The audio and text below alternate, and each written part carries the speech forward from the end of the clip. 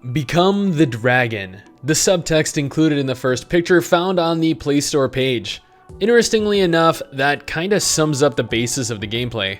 Now, I will preface this by stating that this is a mobile game. If that's not something that is of interest to you, then that is absolutely no problem at all. Just go ahead and close out of the video. For those of you looking for an interesting new mobile RPG though, you're more than welcome to stick around and enjoy my calm, soothing voice, the voice that you've all grown so accustomed to hearing over the years. Dragonstorm Fantasy is a large, fully open world RPG that allows players to, as stated earlier, become a dragon.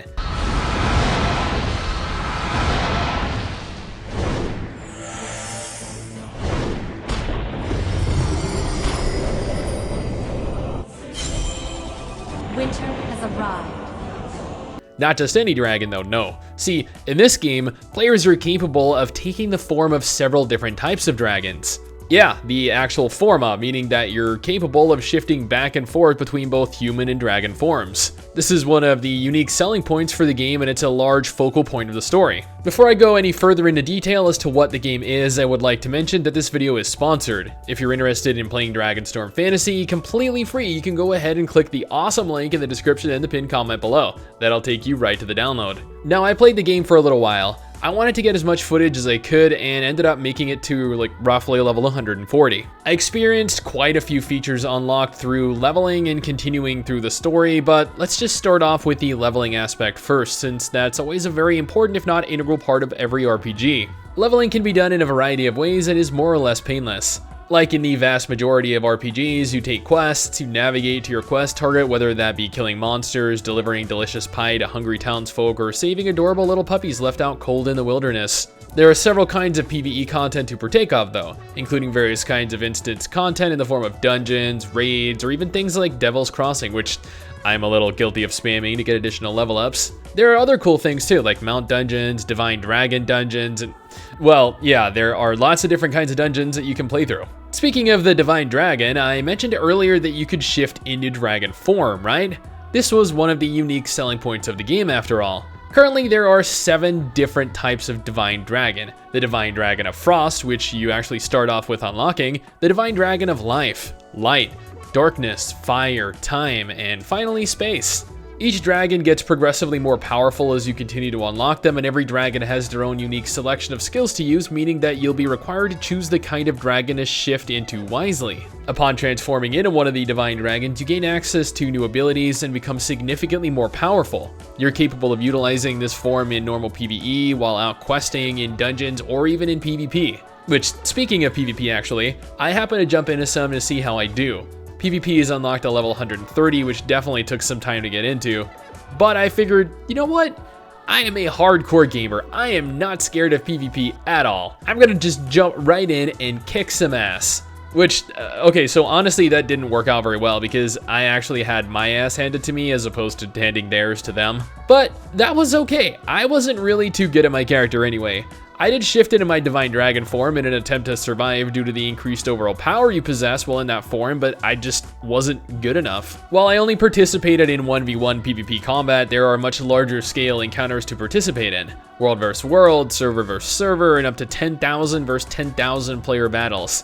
I am not sure that my iPhone would be capable of loading battles of that magnitude, but you know what? I am totally pumped to try it out regardless.